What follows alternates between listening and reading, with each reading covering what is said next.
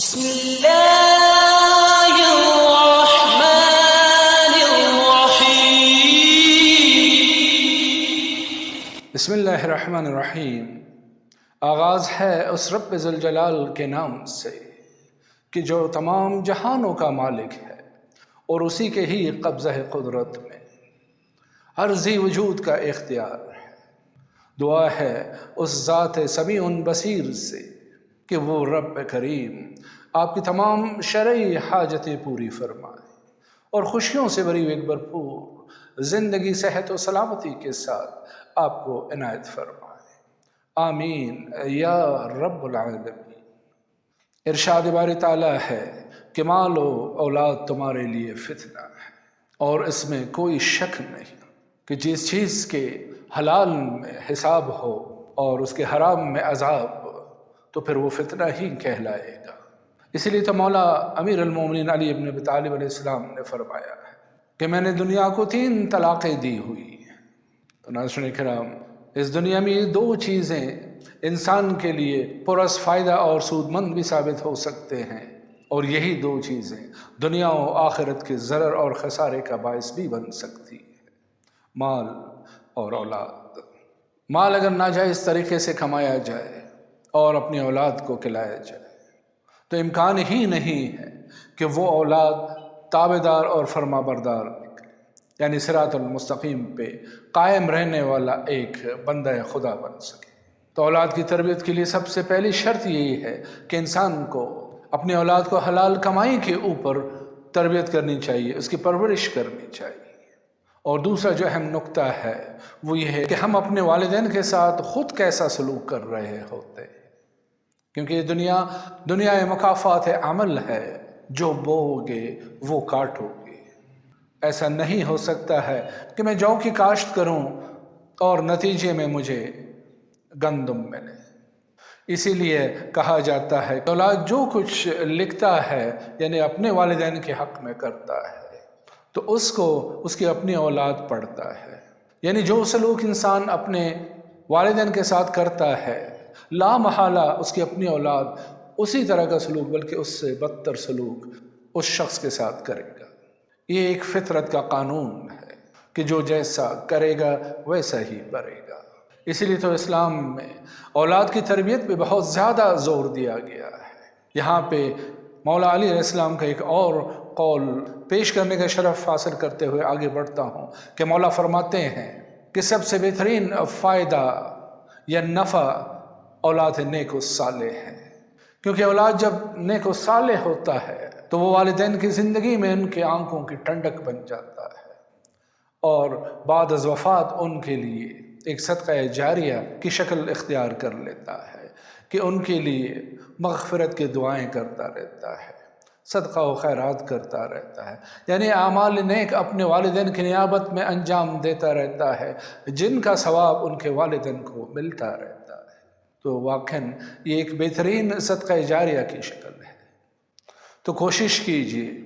کہ اپنے اولاد کی تربیت زیادہ سے زیادہ اسلام کے زرعی اصولوں کے مطابق کر سکیں، کیونکہ یہ اس اولاد کے لیے اور ان والدین کے لیے بہتر ہوگا بلکہ بہترین ہوگا۔ تو یہ چند اہم نکات تھے کہ جو اولاد کے فرما بردار ہونے میں اہم رول ادا کرتے ہیں۔ تو ناظرین کرام آگے بڑھتے ہیں، لیکن اس سے پہلے چینل کو سبسکرائب کیجیے، بیل کا آئیکن کو پریس کیجیے، ویڈیو کو زیادہ سے زیادہ شیئر کیجیے، لائک کیجیے اور کمنٹس میں اپنی رائے کا ضرور اظہار کیجیے۔ تو ناظرین کرام، جیسا کہ میں عرض کر رہا تھا کہ اولاد کی تربیت اسلام کے زرعی اصولوں کے مطابق کرنے کی کوشش کیجیے۔ انسان کو اپنی طرف سے تو اپنی سی کوشش کرنی چاہیے، باقی اس کا جو نتیجہ نکلتا ہے اس کی فکر نہیں کرنی چاہیے، کیونکہ انسان کو اپنی ذمہ داری پوری کرنی چاہیے۔ تو اگر خدا نخواستہ کسی کی اولاد بری عادات میں مبتلا ہو، خدا نخواستہ کوئی نشہ وغیرہ کرتا ہو، جوا کھیلتا ہو یا کسی بری صحبت میں گرفتار ہو اور والدین بیچارے ان کے ہاتھ سے حیران و پریشان، لاچار و بے بس نظر آ رہے ہوں، تو پھر آج اس روحانی عمل سے ضرور فائدہ اٹھائیے۔ اس ویڈیو کو دیکھیے اور پوری دیکھیے، اسکپ مت کیجیے پلیز، کیونکہ اکثر ویڈیوز میں جو دیے گئے اعمال ہوتے ہیں وہ کئی سٹیپس میں مشتمل ہوتے ہیں۔ تو اسکپ کرتے ہوئے جب کوئی ایک سٹیپ ڈراپ ہو جاتا ہے تو پھر آپ کنفیوژن کا شکار ہو جاتے ہیں، اور نتیجتاً ہمارے اوپر آپ کی طرف سے سوالات کی بوچھاڑ ہونے لگتی ہے۔ تو آپ سے گزارش ہے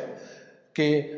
ویڈیوز کو پوری دیکھا کریں، خصوصاً آج کی ویڈیو، کیونکہ اس میں ایک سے زیادہ اعمال دیے گئے جو ایک دوسرے کے ساتھ ویل کنیکٹڈ، ویل انٹرلنکڈ ہے۔ ان میں سے کوئی بھی عمل چھوٹ گیا آپ سے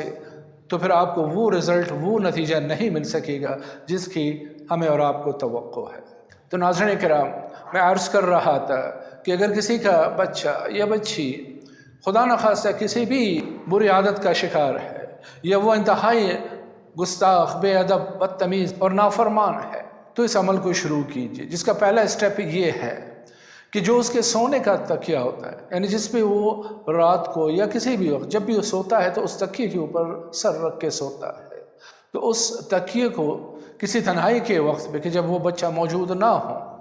اس کو لے کے سامنے رکھیے، اور اس سے پہلے وضو کر کے 2 رکعت نماز قضاء حاجت کی نیت سے، یعنی اولاد کی تابعداری اور فرمانبرداری کی نیت سے ادا کیجیے،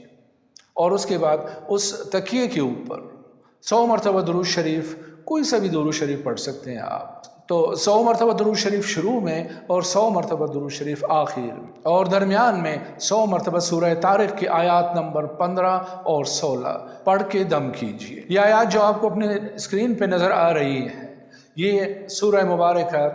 سورہ طارق کی آیات نمبر 15 اور 16 ہے، مختصر سی آیات ہیں، تو 100 مرتبہ پڑھنے میں میرے خیال میں 10 منٹ بھی نہیں لگیں گے آپ کو، لیکن اس کا جو نتیجہ ملتا ہے، جو رزلٹ آتا ہے سامنے، وہ حیران کن ثابت ہوتا ہے۔ اور کیوں نہ ہو، اس ذات قادر و قدیر اور ساتھ میں رحمان و رحیم و کریم کا کلام ہے، تو جو بھی شخص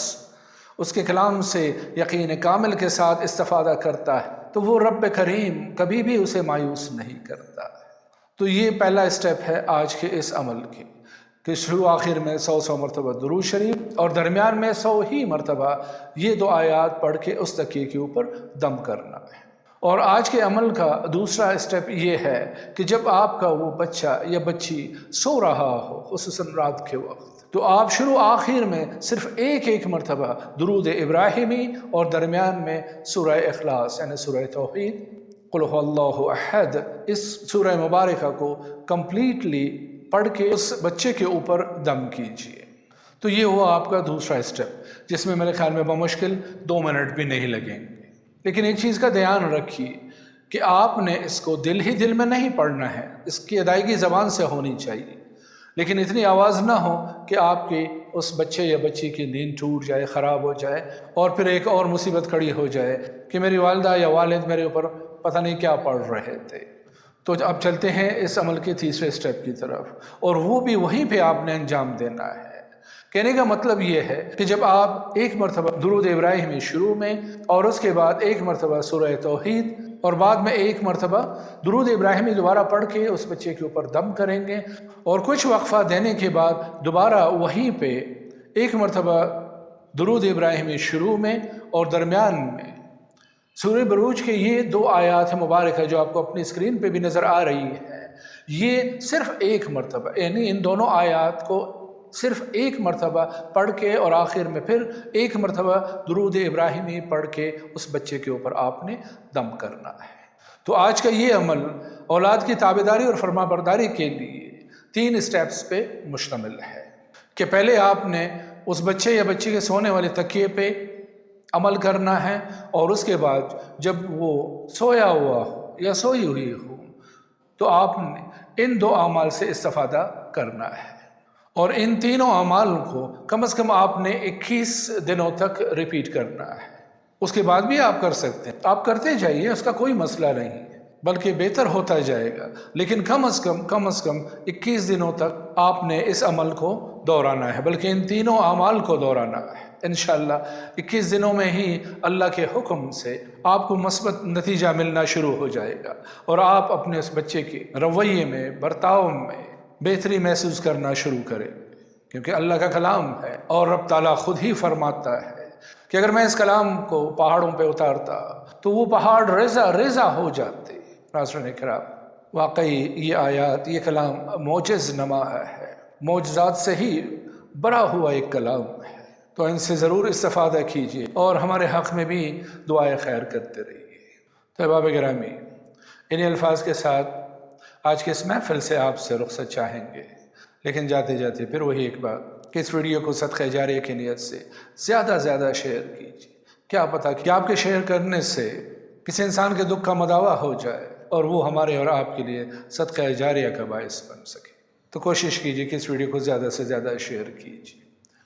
چینل کو سبسکرائب کیجیے، بیل کا آئیکن کو پریس کیجیے اور ہمیں اپنے دعاؤں کے سائے میں آج کی محفل سے رخصت دیجیے اسی پیار بھرے جملے کے ساتھ کہ اپنا بہت سارا خیال رکھیے۔ فی امان اللہ، اللہ حافظ۔